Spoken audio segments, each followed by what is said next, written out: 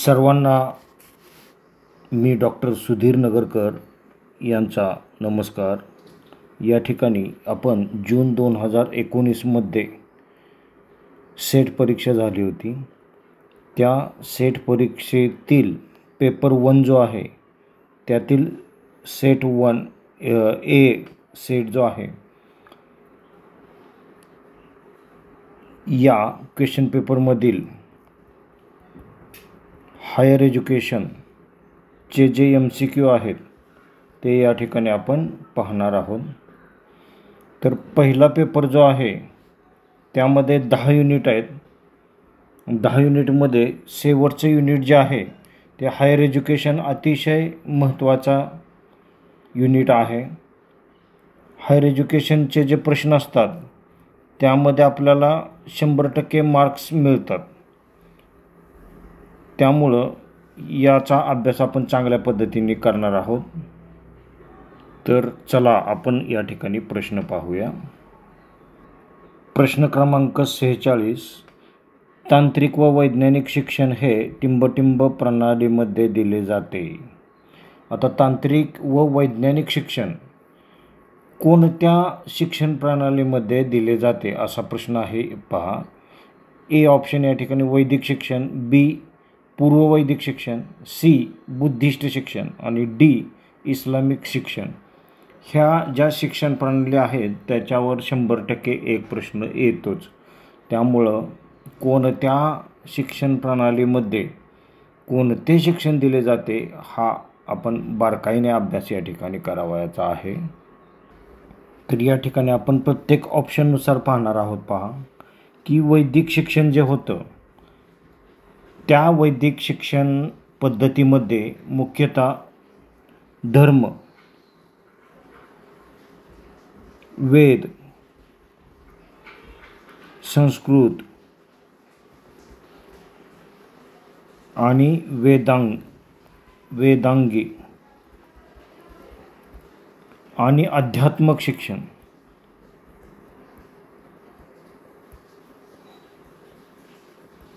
दिले जात होते। तांत्रिक किंवा वैज्ञानिक शिक्षणाला फारसे महत्त्व या ठिकाणी दिलेले नाही। त्यामुळं हा पर्याय जो आहे वैदिक शिक्षण हा पर्याय चुकीचा आहे। पहा,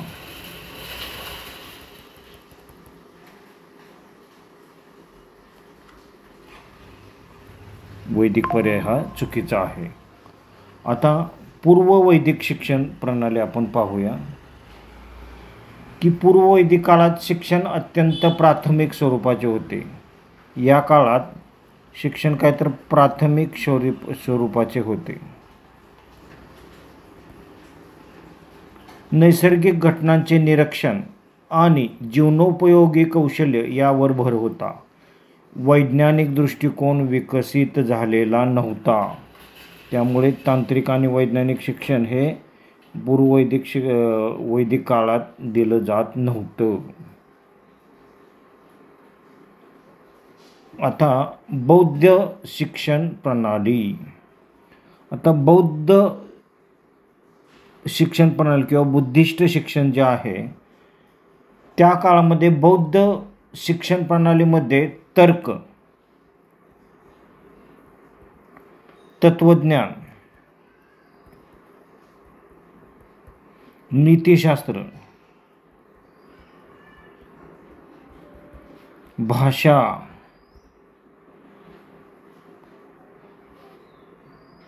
इत्यादी विषय शिकवले जात होते। काही प्रमाणात वैद्यकशास्त्र पण शिकवलं जात होतं।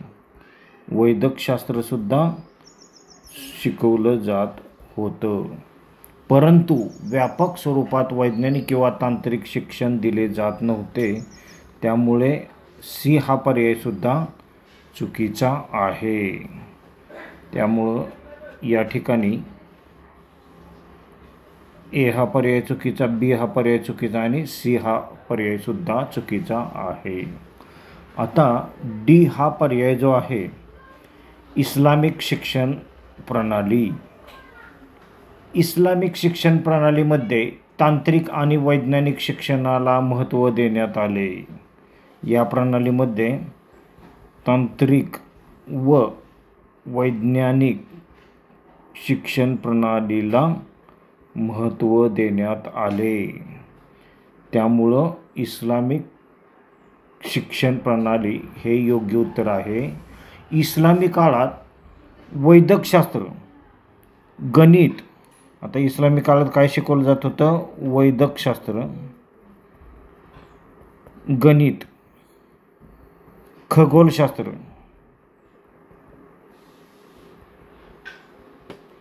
स्थापत्यकला व अभियांत्रिकी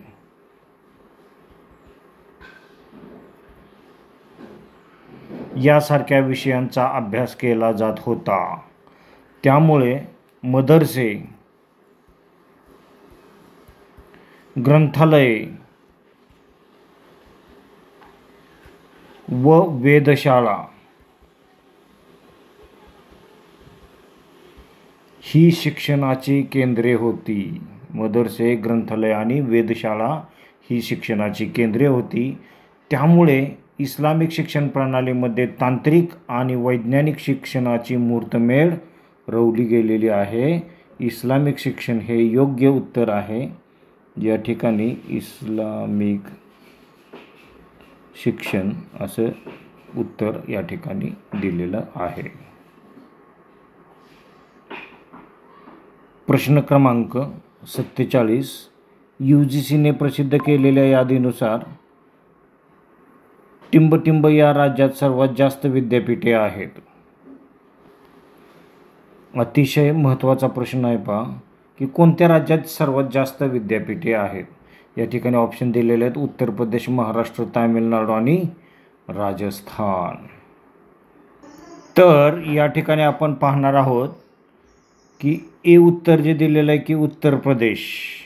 तर उत्तर प्रदेशामध्ये अनेक विद्यापीठे आहेत, विशेषतः राज्य आणि खाजगी विद्यापीठात, परंतु ती संख्या राजस्थानपेक्षा थोडी कमी आहे. त्यामुळं उत्तर प्रदेश हे उत्तर चुकीचे आहे. महाराष्ट्र हे सुद्धा उत्तर चुकीचे आहे या ठिकाणी, कारण महाराष्ट्र राज्यात ही उच्च शिक्षण संस्था मोठ्या प्रमाणात आहे, परंतु एकूण विद्यापीठांची संख्या राजस्थानच्या तुलनेत कमी आहे. तामिळनाडू हे सुद्धा अयोग्य उत्तर आहे, कारण तामिळनाडूमध्ये शिक्षणाची गुणवत्ता उत्तम आहे.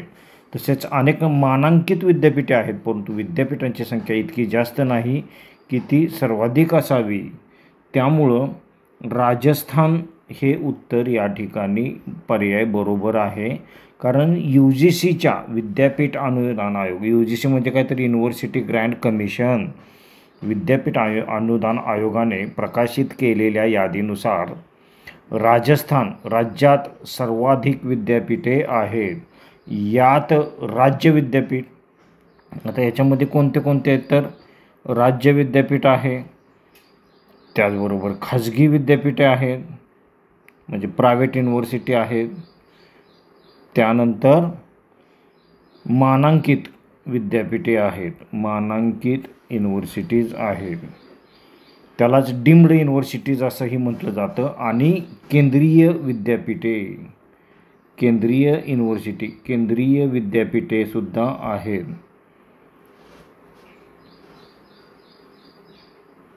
शिक्षणाच्या क्षेत्रात झपाट्याने होणारे वाढ आणि खाजगी शिक्षण संस्थांचा उदय यामुळे राजस्थानमध्ये विद्यापीठांची संख्या सर्वाधिक आहे. त्यामुळं राजस्थान हे या ठिकाणी करेक्ट उत्तर आहे. बाकीचे उत्तर अयोग्य आहेत किंवा चुकीचे आहेत. प्रश्न क्रमांक 48. विविध विद्याशाखेतील MOOC कोर्सेस विकसित करण्यासाठी MHRDने 8 राष्ट्रीय कोऑर्डिनेटर्सपैकी टिंबटिंब ही एक संस्था निमित केलेली आहे. मुंबई विद्यापीठ, UGC, YCMUN, IIT मुंबई. आता MOOC कोर्सेस विकसित करण्यासाठी कोणती संस्था निमित केलेली आहे असा प्रश्न या ठिकाणी दिलेला आहे पहा. आता या ठिकाणी पहिला पर्याय दिलेला आहे मुंबई विद्यापीठ. तर हे उत्तर चुकीचे आहे, अयोग्य उत्तर आहे. कारण मुंबई विद्यापीठ हे एक प्रतिष्ठित शैक्षणिक संस्था आहे, परंतु ती MHRDद्वारे नियुक्त राष्ट्रीय समन्वयापैकी एक नाही. त्यामुळे हे उत्तर चुकीचे आहे.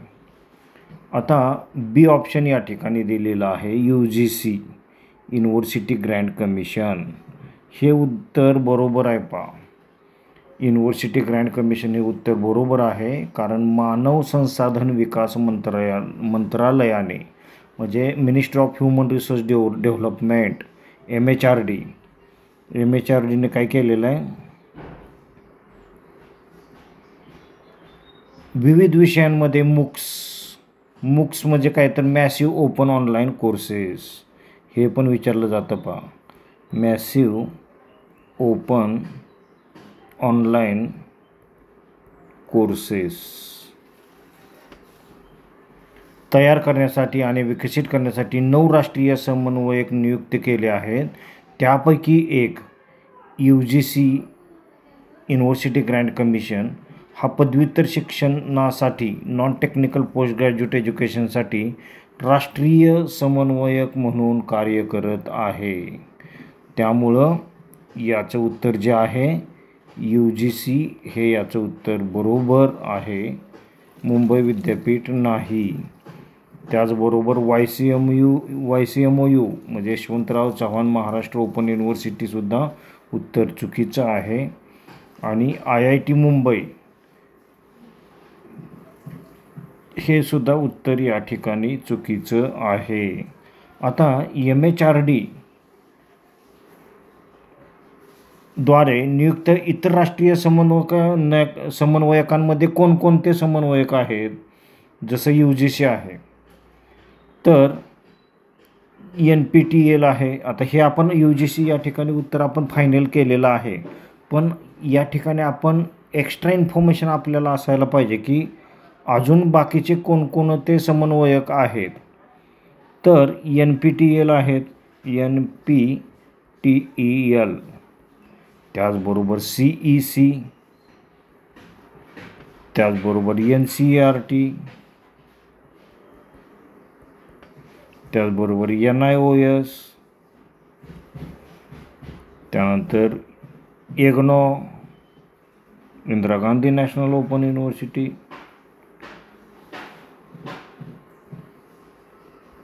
त्यानंतर IIMB, त्यानंतर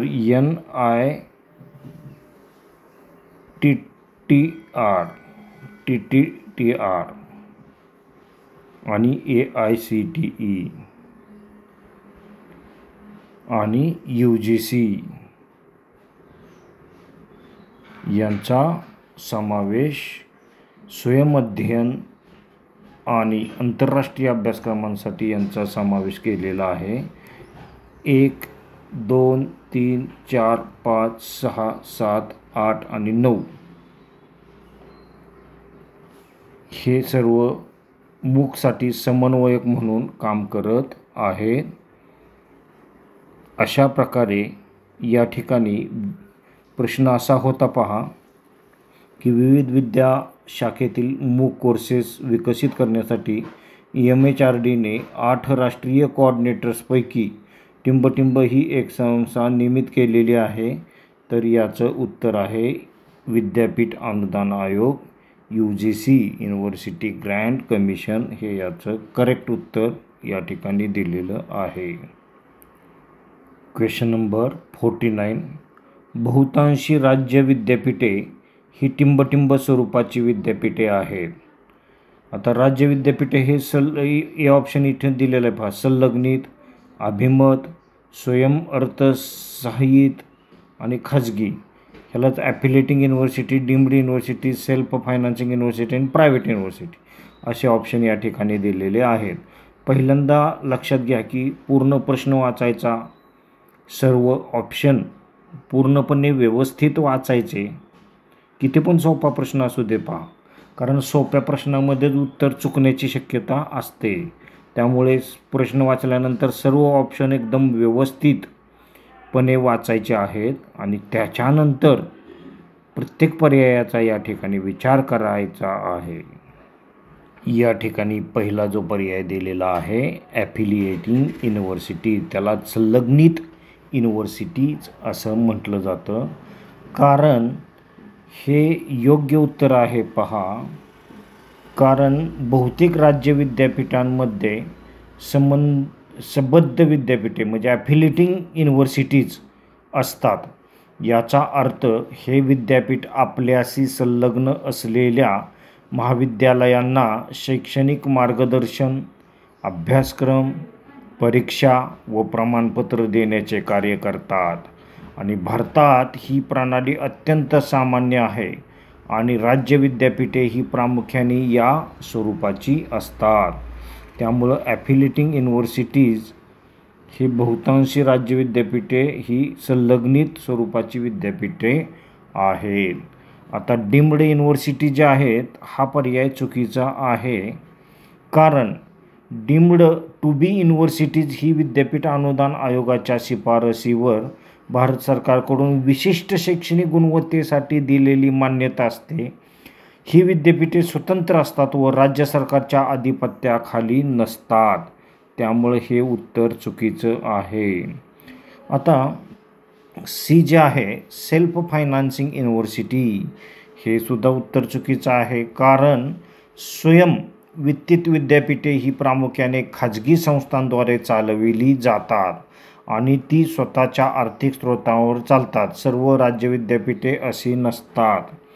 त्यामुळं सेल्फ फायनान्सिंग युनिव्हर्सिटीज हे सुद्धा उत्तर चुकीचं आहे. आणि प्रायव्हेट युनिव्हर्सिटीज खाजगी विद्यापीठे हे सुद्धा उत्तर चुकीचं आहे. पहा, कारण खाजगी विद्यापीठे ही स्वतंत्ररित्या स्थापन केली जातात आणि राज्य सरकारच्या कायद्याने मान्यता मिळवतात. पण सर्व राज्य विद्यापीठे ही खाजगी नसतात. त्यामुळं प्रायव्हेट युनिव्हर्सिटी हे सुद्धा उत्तर चुकीचं आहे. बरोबर उत्तर या ठिकाणी संलग्नित universities, affiliating universities. Most of the state universities are affiliating universities, हे याचं करेक्ट उत्तर आहे. प्रश्न क्रमांक 50. प्राचार्यांसाठी प्रशासकीय कोर्स कोणते आस्थापना आयोजित करते? Which organization arranges administrative course for principals? तर या ठिकाणी HRD मिनिस्ट्री, UGC, NUEPA, NCT. तर कोण आयोजित करते? तर या ठिकाणी आपण प्रत्येक पर्याय पाहूया. तर या ठिकाणी which organization arranges administrative courses for principals. आता ॲडमिनिस्ट्रेटिव्ह कोर्सेस जे आहेत तर ते कोण प्रिन्सिपलसाठी कोण अरेंज करते? तर HRD मिनिस्ट्री हे चुकीचं उत्तर आहे. कारण मानव संसाधन विकास मंत्रालय धोरणे आखते परंतु थेट प्रशिक्षण अभ्यासक्रम आयोजित करत नाही. UGC हे सुद्धा अयोग्य उत्तर आहे. UGC उच्च शिक्षण संस्थांसाठी नियम आणि अनुदान निश्चित करते परंतु प्रशासकीय प्रशिक्षण अभ्यासक्रम हा त्याचा थेट कार्यभाग नाही. आता तिसरा पर्याय या ठिकाणी दिलेला आहे NUEPA. तर हेच उत्तर या ठिकाणी बरोबर आहे. राष्ट्रीय शैक्षणिक नियोजन व प्रशासन विद्यापीठ म्हणजे national university of educational planning and administration, NUEPA. आता याचा लॉंग फॉर्म पण या ठिकाणी महत्त्वाचा आहे की नॅशनल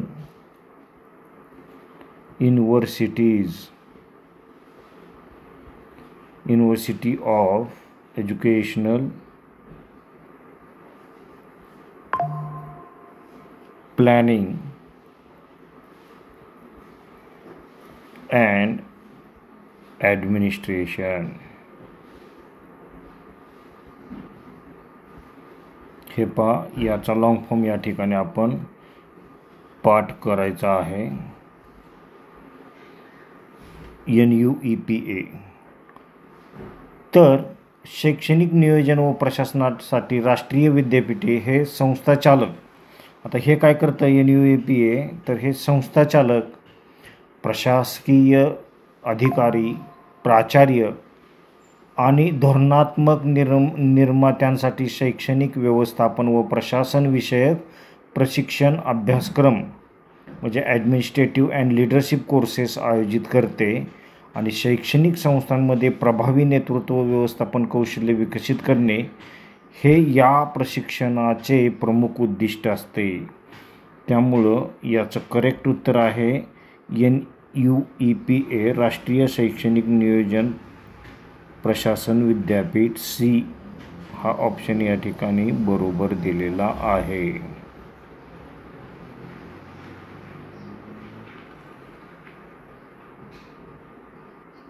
तर या ठिकाणी हायर एज्युकेशन हे युनिट अतिशय महत्त्वाचं आहे आणि आपण याचा इत्थंभूत अभ्यास या ठिकाणी करत आहोत. तरी हे 100% आउट ऑफ मार्क्स आपल्याला मिळवून देणारं युनिट आहे.